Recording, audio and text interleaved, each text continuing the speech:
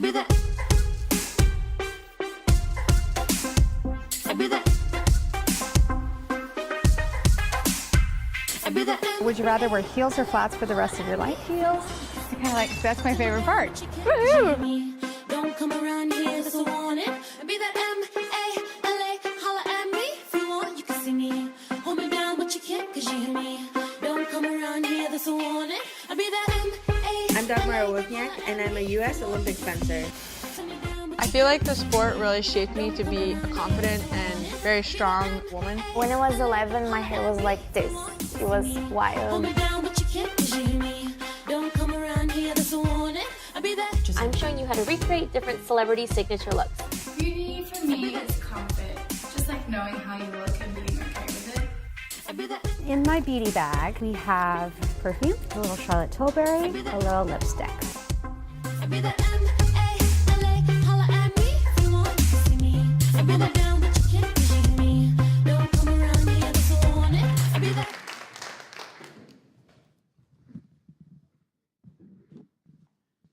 There's this silence, this expectant silence, right? Am I right?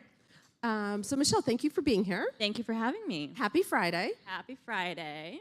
I wanted to open by asking, I was just on your website, which I know you guys relaunched, and I love, love, love, love the BTS Kylie Jenner video. Oh, why thank you. How did that come to happen? I mean, it was really cool. So for those of you who don't know, so we have Kylie on our newest cover, and she was amazing. I think that the way that she looks has been so well received, because I think Kylie has sort of like her normal look. She's a girl who loves a lot of makeup. We did her in a little bit more of a stripped-down way. We rented this beautiful house in California, and we had dogs running around. So I think the behind the scenes is really great, because you see this different side of her. Like, obviously, we see her 24/7 on Snapchat and everything else, but it's just this really beautiful representation of her that's really fun, too. And I like the cover story, too, because it really delved into the fact that we don't know the real Kylie, and she doesn't know the real Kylie, really. Exactly. Well, the thing that always kills me, I was just saying to someone before that Kylie is a very polarizing person, right? I fully accept that. You either love her or you are completely like, I can't take it anymore.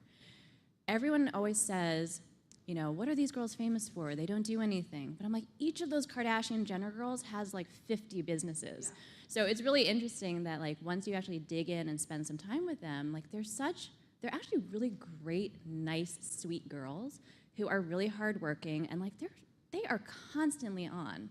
You know, to be big on social media and to really have the lives that they do on like TV and everything else, it's a lot of work. I know, and to add to your point about people saying, what are they famous for? I have a 12-year-old niece who is fully into the whole, well, you have a daughter, so you know the only time that girl has been nice to me in 12 years was when I hooked her up with Kylie lip kits. So, go Kylie Jenner. I got some family respect. How do you choose your cover subjects? I know your first ones were Naomi Campbell. It was a dual cover, Naomi Campbell and Bella Hadid, and I thought that was like really forward thinking of you to put Bella on the cover, because that was before she got the Dior campaign, and when she was still kind of Gigi's sister as opposed to being who she is now. Yep. So with cover subjects, I think that, well, just to give you guys a little bit of background too, so I've been at Allure since November, so I'm a relatively new editor there. For me, the vision was really You came from NYLON. Exactly, I came from NYLON. NYLON's whole thing is identifying new talent, right? It's sometimes finding that person who is just about to really, really become huge. So I really wanted to bring an element of that to Allure also. The fact that one of my very first issues that I was working on was our March issue, which was our 25th anniversary, right? So how do you celebrate Allure's 25th anniversary? What we wanted to do was to bridge that world of taking the iconic supermodel, Naomi Campbell, and taking the new supermodel of today and tomorrow, and that was Bella. So I think it's constantly having conversations with our own staff, but then also listening to our audience and figuring out who's resonating with them, like who are people really, really excited about. And now when you look at that whole Hadid family, they are all fascinating. Like, it's not just Gigi, it's Bella, now it's also Anwar. There's definitely this buzz that's building about all of them. Do you go with your gut when you pick a cover subject? Yes, I do. We also had, in May, we had FKA Twigs as our cover, and I think that she's also someone who, she's not your traditional women's magazine cover star, but I think that there's something about maintaining that relevance within the world of culture too, right? We want people who have a really strong beauty story because we're Allure, but we also need someone who has a great story to tell and that they're also just really culturally relevant. One thing that I love about what you've said, I think you said this to Ad Week or Ad Age, I can never, one of the ad magazines, was that you really want to bring more diversity to Allure. Yes. That's mandatory for you, which Absolutely. which I think is incredible. I worked at 17 a million years ago, and I remember how difficult it was Yep. because there's a certain aesthetic that's expected of fashion and beauty magazines, and diversity, whether in color, shape, size, is not really something that I guess is a mandate for a lot of people. Well, I think it's a personal mission of mine because I've worked in publishing now for about 20 years, but I think about myself growing up, right? So I'm Chinese, and I have what people call monolid eyes, right? So for me, when I first started putting on makeup, I had no idea what I was doing. My mom was not a big makeup wearer, and that's usually like the other source of like how you would learn to put on makeup. But when I would read magazines or I would read books or something, it completely did not apply to me in terms of like how you layer your eyeshadow, how you want to do your eyelashes and everything else. So I just remember growing up and thinking there's so little information for me. Nowadays, the beauty industry has changed so much because now we have YouTube, we have bloggers. You can find seriously any niche that you want to anywhere. The problem is, though, there's not a lot of great information. So I always think that we're in this heyday of interest in the beauty world, right? There's never been stronger interest in makeup and skincare and other things, and that's fantastic. It's just that what's happened, though, is that we've had this explosion of information, but it's not very good. A lot. I mean, not to diss all of it, because some of it is really good. So I think that for me, coming to Allure, diversity has become so important, but also giving people really great information about things, too. Like, I think that there's this massive white space between quality and connecting with people. So if you can connect with people and multiple people, we really want to make sure that we're identifying and we're doing things that apply to a wide range of people in our audience, but connect with people, but also have it high quality. No, it's true because there's so many, there's a glut of beauty bloggers out there, but then are they really writing the truth or are they just trying to get stuff? Exactly. Big difference. I think there are really, really fantastic vloggers and bloggers out there, and what's been amazing to see is that, again, like the personal connection that they have with people is so amazing. And I think that from my perspective, coming into Allure as like a 25-year-old brand and figuring out how do we evolve this brand, I really wanted to make it, in every sense of the word, a more personal experience. Right, I always say in our office that for the past 25 years, Allure editors very much have spoken in the royal we, which is great, and there's real power behind that, the fact that we as a brand believe this. But I also think that there's power in connecting with people on a more individual level, too. Our beauty director, for example, Jenny, is so amazing. Like, I think that we have the best beauty team in the entire industry, like probably the entire world, which I think I'm probably not overstating that. But to know about Jenny, it's sort of like she is someone who tries hundreds, if not thousands, of beauty products a year. So when you've done that and you know so much about the science behind things, you know about ingredients, what she then chooses to have in her makeup bag or what makes it into her medicine cabinet holds a lot of weight, right? That you have access to everything you possibly could have. So I feel like we're doing our audience a disservice if we don't open that up a little bit more and really lift the veil and show people, here are the people who are behind creating this brand. Because I think ultimately there is this, there's an interest and a curiosity behind what editors do and what they like. And that brings me to you. You share your beauty pics on Insta. So how do you decide how much to put out there and what to share with readers? I share a lot, probably too much sometimes.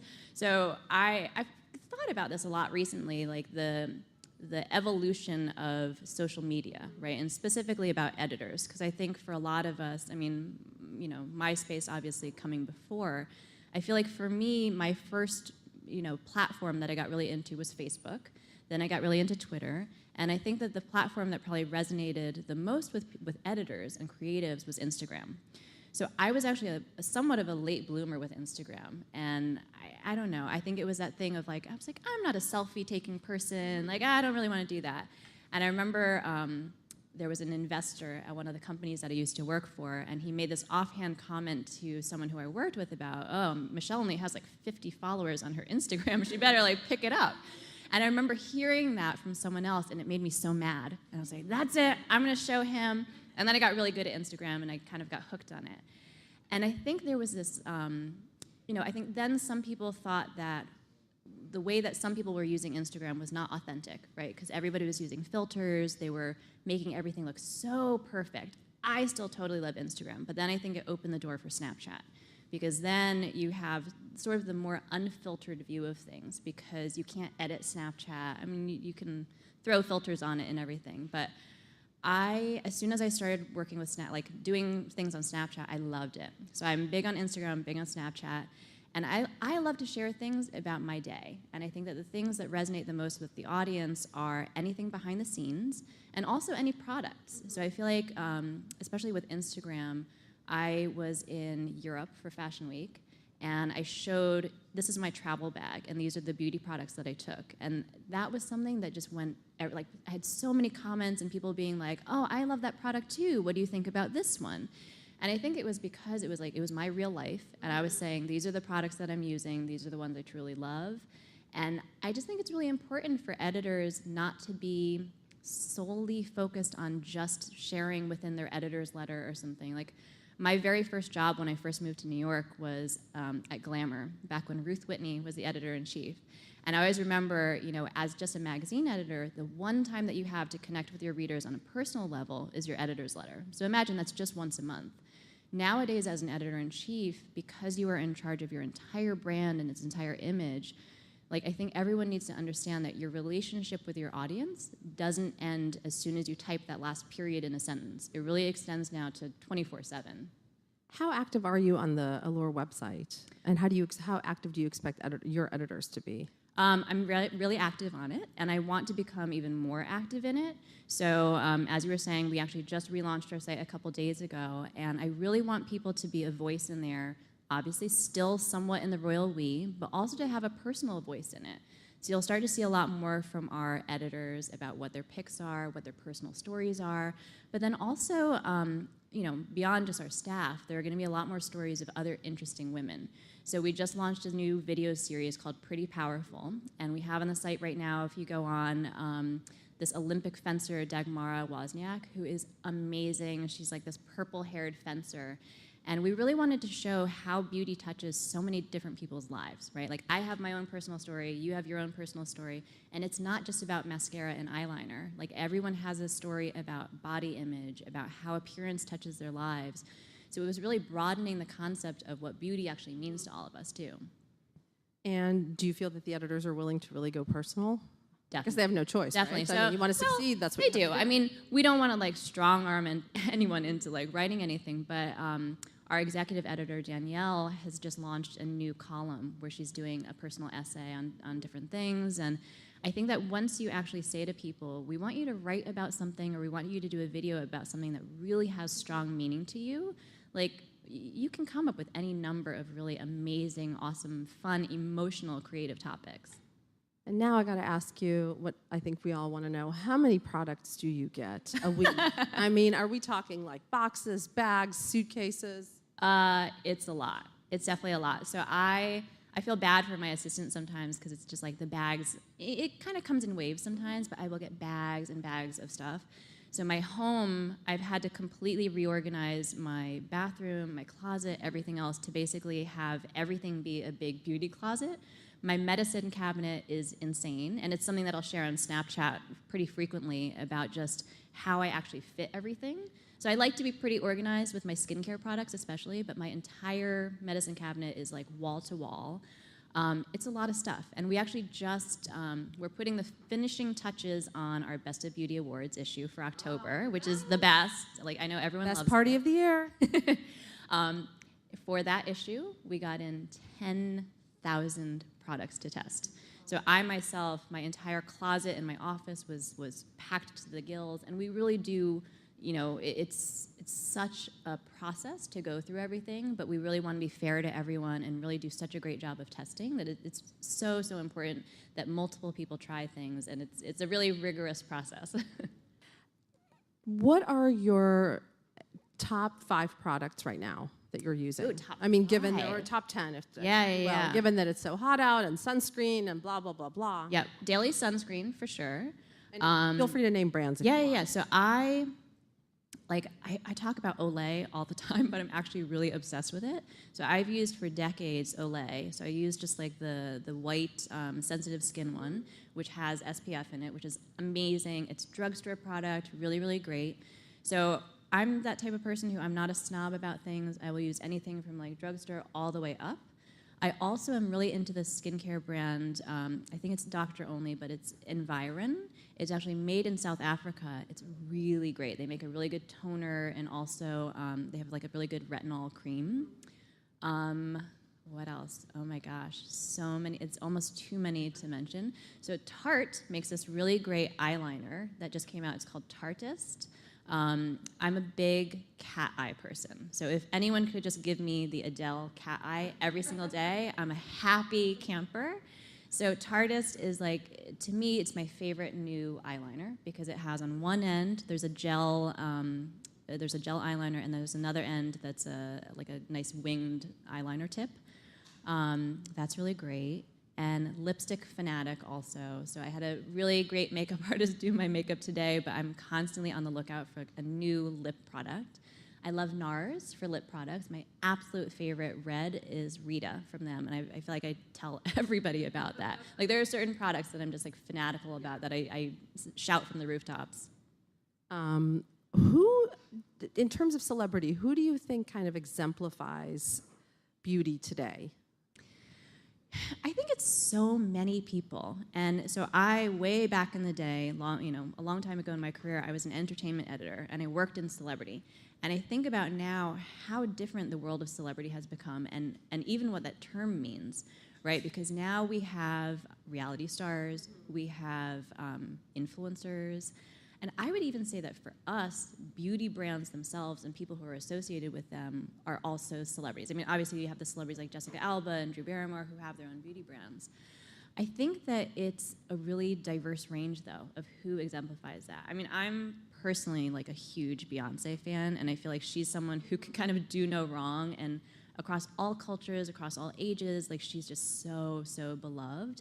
And I feel like she's also, she does take some risks with her beauty look, and she likes to change it up. So I feel like if there were one person that I would put that on, it would probably be her, yeah. Do you think that celebrities still have the power to move product? Oh, yes. People definitely still They absolutely do.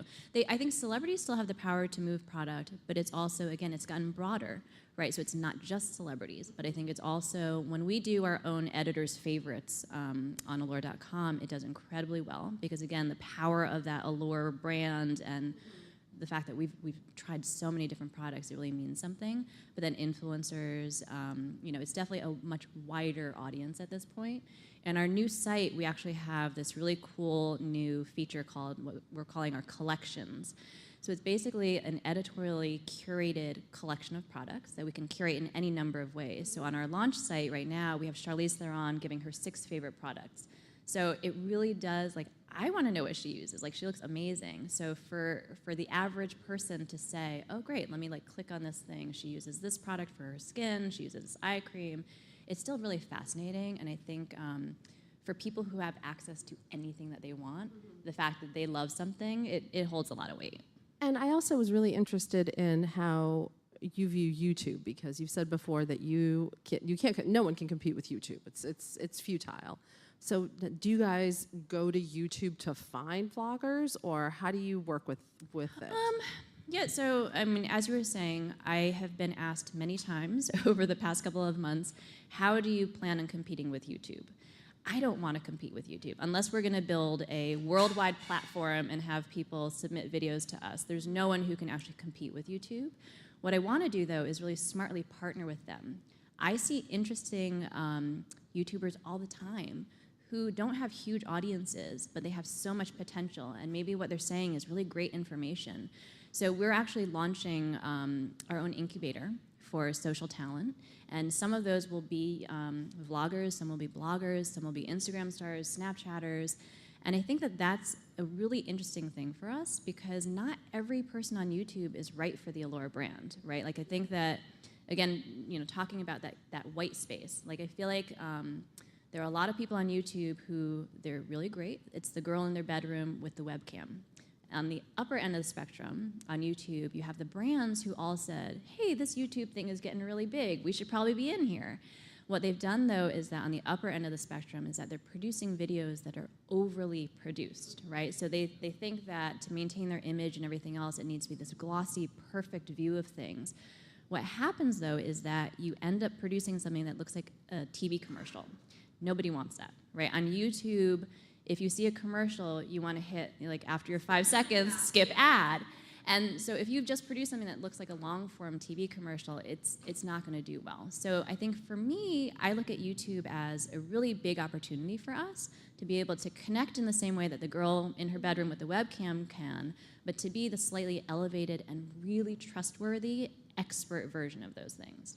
And last question, where's print going?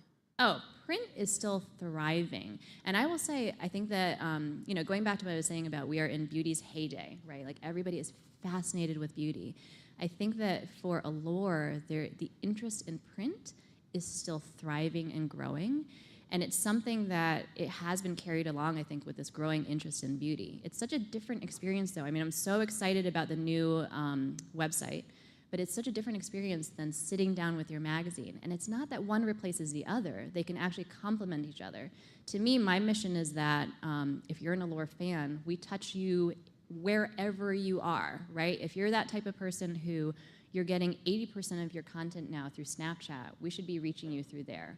Then maybe we pull you in, you say, I really love Allure. I'm gonna check out their Instagram. I'm gonna check out their website. You know what? I'm going to also look at the magazine. It's such a different experience, and you're in such a different mindset when you want to consume all of those different things. And now for our audience, please. Hi, Miss Lee.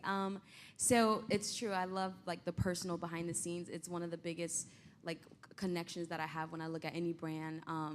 And I wanted to know 2 questions. What celebrity or individual haven't you interviewed yet? And what's been the hardest project that you've worked on since you've been with Allure? Oh, so who have we not interviewed yet? Well, going back to my girl Beyonce, I guess. Really hasn't well, yes, so Beyonce has been on the cover of Allure, but I think that she's sort of like, she's my holy grail dream cover girl. And then hardest thing that we've worked on so far, I would say the hardest thing has been, it probably is the website.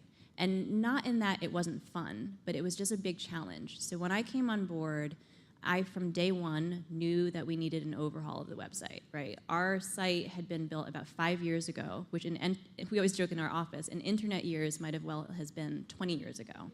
So it was built on really old technology, and like what was so fun for me was that I'm kind of a unique editor in that I started in magazines, like most of my career is in fashion magazines, but I actually also have a background in responsive web design and UX, right? So for me coming in, I didn't have a steep learning curve. I was able to come in, talk to the designers, developers about like, come on guys, let's really brainstorm and come up with something really innovative.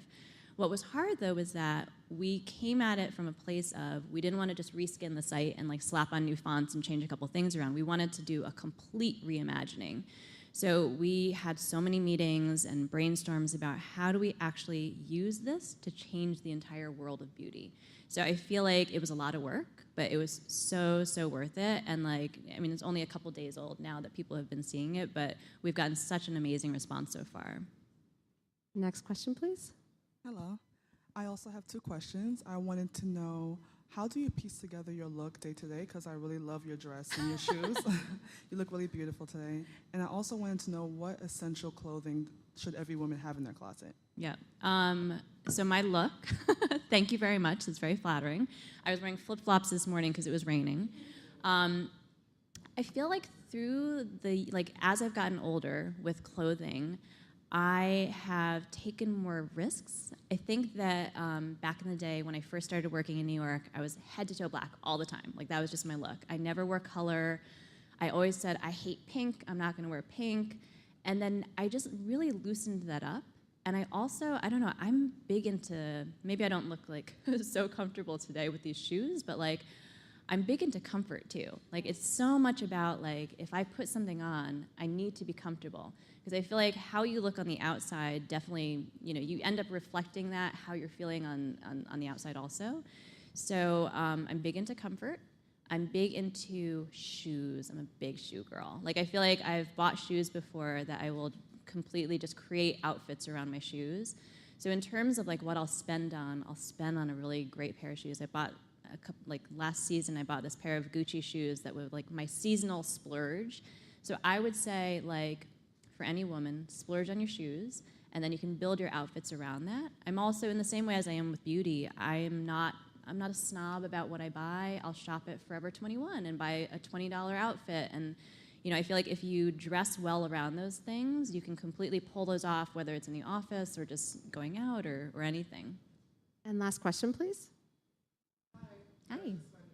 So what would you say the biggest difference is for someone looking to get into writing and print today versus when you originally got into it? Oh, it's so different. So, I mean, you know this. It's so different. It's Do you remember the 80 layers of editors in the beginning? Oh my gosh, so and many. like, how many? Oh my God, when I was like at 7, I mean, it was like 50 people would edit an article, and by the time it came back to you, you were like, what is this? Exactly. The process itself is different, but it's like the training is different too. I think when I was starting out and you were in journalism school, do you remember the slush pile? So there was this thing, I feel like I'm like talking about like caveman days. So the way that you would become a writer, let's say, is that you would snail mail your proposal, and there was this whole process by which you had to send this, and then the poor interns and assistants would get what they would call the slush pile, and they had to read all these different proposals and everything. Like, this is pre-email, right? There's this pre-internet and pre-email. So everything has changed so much that to be an editor, and then especially if you want to ascend to be an editor-in-chief, you have to really you have to be a polymath, right? You have to know so many different things. It's not just about becoming an English major or a journalism major. You really now have to be all around creative. Like, I think that you need to know social media, you need to know digital, you need to know business. That's my biggest advice that I always say to people who say, how do I become an editor-in-chief? Know business, because there's really not a track that gets you to that point. A lot of times as an editor, you're kind of thrust into it, right? You're thrust into a management role and you're thrust into a business role. But actually, if you had more of a business training beforehand, no matter what you want to do, it's going to really be the thing that takes you far. And make sure that you spell check everything. Yeah. No, literally, my first ever journalism assignment was writing about the governor of Maryland at the time, and it was William Donald Schaefer, and he spelled his name with... Schaefer was spelled, I can't remember. Anyways, it was a weird spelling, and I didn't check it, and I got an F in the entire class. Oh my gosh. So and don't, that still holds true today. Exactly, and understand what trustworthy sources are and not trustworthy, because I think that there are a lot of people who, like, more junior people who we see come on, and they'll just Google an answer, and like with fact checking, right? We all know that if you Google something, there are some trustworthy sources and some not so trustworthy. So. Thank you so much, and allure.com. Thank you, guys.